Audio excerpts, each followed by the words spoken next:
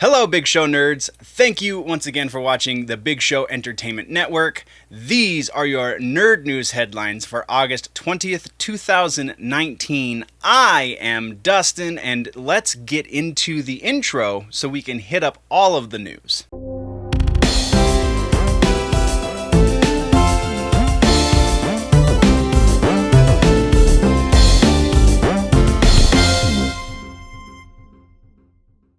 And let's just jump right into TV news. And TV news, we know, first on TV news, first thing, let's just get up there. Headline is The Boys.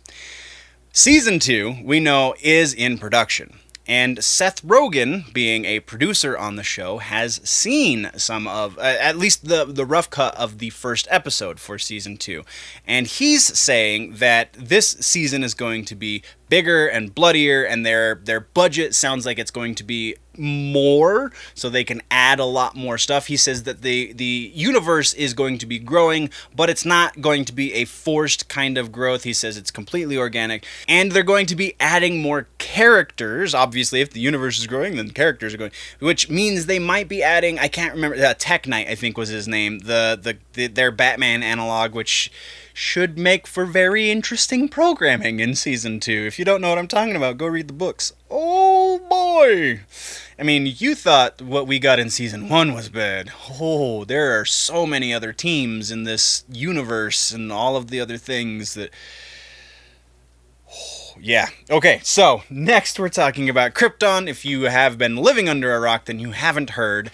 Krypton has been canceled. They went for 2 seasons on Sci-Fi. After the completion of Season 2, Sci-Fi made the announcement, hey, sorry, Krypton, it's done, we're not doing it anymore, which then also led them to put the kibosh on the Lobo series that they were reportedly working on. And so they kind of came out and said, yeah, Lobo, that was going to be a thing, but now it's not. So fret not, because that is not the end of these 2 Warner Brothers owned properties. Get it? Warner Brothers owns these properties. Warner Brothers Horizon, I believe, is the name of the branch of Warner Brothers that owns these 2 properties, and they have said that they are shopping out both series to new outlets. And honestly, with the HBO Max out on the horizon, not too far out on the horizon, it only makes sense that they're very likely going to end up on HBO Max.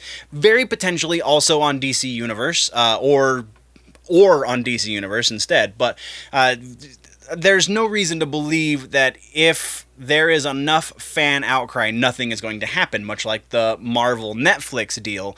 This DC and Sci-Fi deal, even though it's kind of gone sour, doesn't mean we're not going to see these shows, because, like I said, HBO Max is just right there. They already have all of these pieces in place. All they have to do is get a little bit of funding behind it, and we could very well see a Season 3 of Krypton and a Season 1 of the Lobo series. I really don't think this is out of the realm of possibility at all. And then our last piece of TV news for the episode is HeMan and the Masters of the Universe. Well, it's not technically Masters of the Universe anymore, but it's Masters of the Universe. Kevin Smith just came out and announced that he is doing another animated series, but this one is not a Marvel property. Well, it's on Netflix, so probably not. But it is going to be the continuation of the story from the 1980s. This is going to pick up exactly where that 80s cartoon left off. According to Smith, everyone is making a return, though voice actors, that hasn't really been laid out just yet, but you know what I mean. All of the characters are going to be returning, and that's kind of awesome. And with Kevin Smith being the showrunner for it, I really have high hopes that there's going to be an attention to detail as far as the continuity goes, because he's just as much a fan of this stuff as we are. So as more stuff comes out about this series, we will be talking about it. It will be brought to your attention, and we're moving on to movies. First thing in movies is the rumor that just won't die, but apparently it's not so much a rumor as just a thing that's never gonna happen. So Jason Momoa just posted a picture on his Instagram talking about how he's so grateful for Zack Snyder and how he owes his career, effectively the level that his career is at these days, he owes all of that to Zack Snyder because he's the one who cast him as Aquaman. And then he said something at the end of this post that was really kind of like, ugh. He said that he has seen the Snyder Cut of the Justice League, and that it is, quote, sick.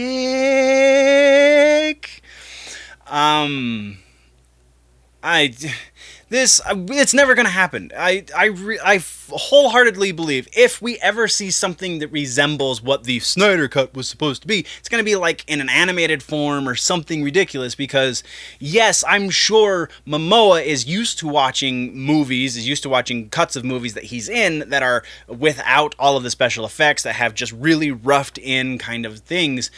But that's never going to get a theatrical release. It's never going to get a video on demand release even. That's just not going to see the light of day for average Joes like you and me because we don't want to see that. We want to see a finished product. At least that's what the studios think. I'm sure there is a small fraction of nerds out there that would really love to see the roughed in, unfinished version of the Snyder Cut that exists. I'm sure, absolutely sure that it exists, but we're never going to see it. So I don't understand the insistence. Everyone hates Zack Snyder until he gets removed from a project halfway through, which understandably was a bad thing because the movie came out worse than it probably would have had Snyder been in charge of it, but that's not to say that this movie's going to be better or good, I guess is probably more appropriate. So yeah, that's all we've got for that. Next, we're talking about Resident Evil, the reboot that came up 2 years ago. We covered it when it was announced 2 years ago. They are actively, apparently, in pre-production on the reboot movie. As stated by the director Johannes Roberts, he was talking to Screen Rant and he said, yes, we are moving forward with this reboot. So what exactly Greg Russo and Paul W. Anderson have attributed to this movie is unknown, though we do know that both of them are no longer associated with the project. So does it have a new screenwriter? Are they going with Russo's script? Who's the producer? Your guess is as good as anybody else's, but it is apparently going to happen in the not so distant future, but probably not till 2021. And this next piece, we're talking about Mortal Kombat, the movie.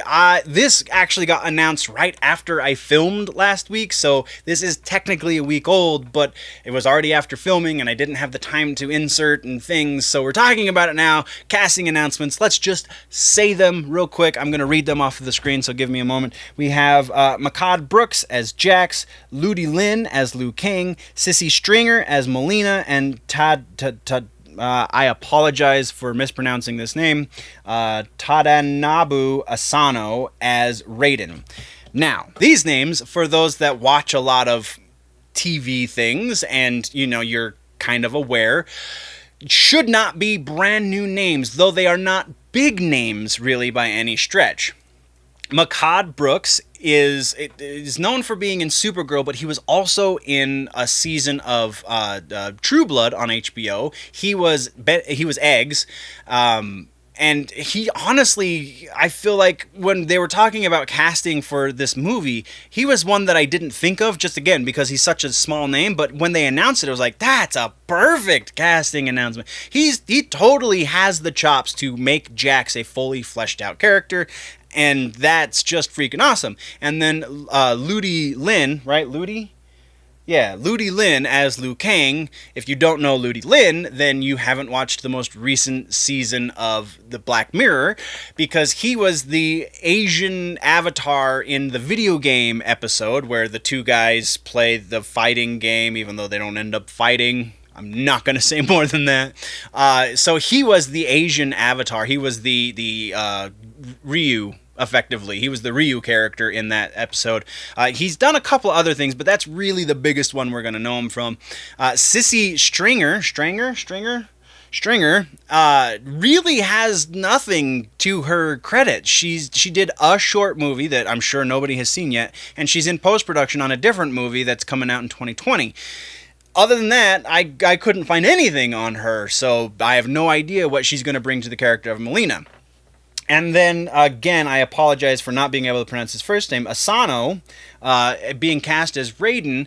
He is a huge actor in the Asian market. He is a huge actor in like Japan and China, it looks like. But the only thing we're going to know him from stateside is he was in Thor Ragnarok. And so we've got the casting pieces out. There is one thing I want to address with these casting announcements. First of all, well, it's actually one thing and twice. Is the quote unquote race swapping of two of these characters. So the first one being Melina, the second one being Raiden. Let's first kick the Raiden one out the door, because Raiden is the god of thunder, the Asian god of thunder, Japanese god of thunder, I think is, I mean, I know it's not real mythology, I know that, but Shaolin being of Japanese or Chinese descent, it makes sense that the god that is over such a thing would be an Asian actor. It was really weird having Christopher Lambert play Raiden.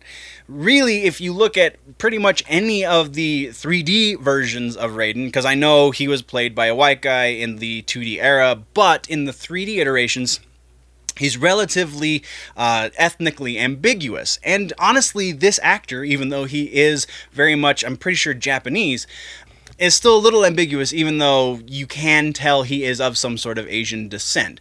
It just makes freaking sense. All right, so Raiden, it's not really changing the ethnicity of the character, because he really should have been Asian to begin with. But then Melina, let's talk about Melina for a second. So, the character has always been represented as white. Sissy Stringer, Sissy Stringer is an African-American, is a black actress. Not a huge deal, though I can understand the issue with that to some degree, because that is an obvious change in the ethnicity, but she's from a different realm, and she is a clone that has some Tarkatan blood in her, so maybe they write it in the story that the Tarkatan blood is what changes some of the visual aesthetics that differentiate her from the original Katana, because she is a clone of Katana. So very likely, very, very likely, they're also going to make Katana Asian. Heaven forbid they're going to have, again, sometimes I understand the outrage when it comes to changing the ethnicity of a character. In this instance, not so much. And that brings us to the last piece of movie news, which is a big rumor, again from We Got This Covered. They are saying that their source, which is the source that gave them the accurate description of the re-released post-credit scene in Endgame, as well as Robert Pattinson as Batman, that same source is telling them that the first X-Man we are going to see in the MCU proper will be Wolverine. Now, that being said, Kevin Feige has assured us that we aren't going to be seeing any of the X-Men in the MCU for approximately 5 years, being as they're going into Phase 5 and not Phase 4. We still have time for that to work its way out. But if we're getting plans for it this early, maybe they're going to introduce it a little bit sooner than Feige is letting on. That one I'm passing off to you guys. What do you think about that? Does it make sense to bring Wolverine in as the first X-Man because he is also an Avenger? What do you think? Let's talk about that down in the comments, and that's the end of the movie section. That does it for this episode of Headlines Nerds. Thank you once again for joining me on your bi-weekly Nerd News Headlines. For more in-depth conversation on all these nerdy bits, plus much more nerdy action, you can join me over on my YouTube channel, Generally Nerdy. Don't forget to like, subscribe, and share on all of the Big Show Entertainment Media platforms, and tune in next time for everything that's happening across the nerd world.